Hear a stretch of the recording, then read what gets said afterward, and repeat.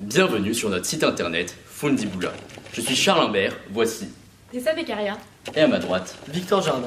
Nous sommes des élèves au lycée La Rochefoucauld, en première économique et sociale.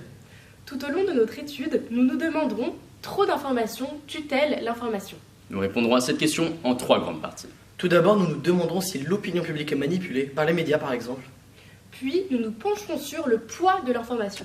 Et nous verrons finalement si cette information est au service de la politique. Tout d'abord, nous définirons l'opinion publique. Puis nous nous penchons sur la transmission et la perception de l'information au cours du temps, de l'Antiquité jusqu'à nos jours par exemple.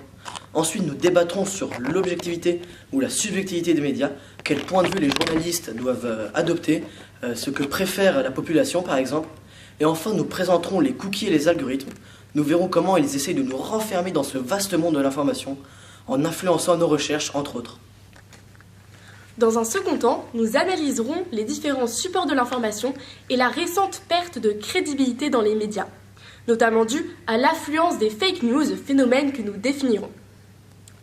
Nous verrons également les élans de solidarité rendus possibles grâce aux médias, grâce aux réseaux sociaux, à la suite des événements.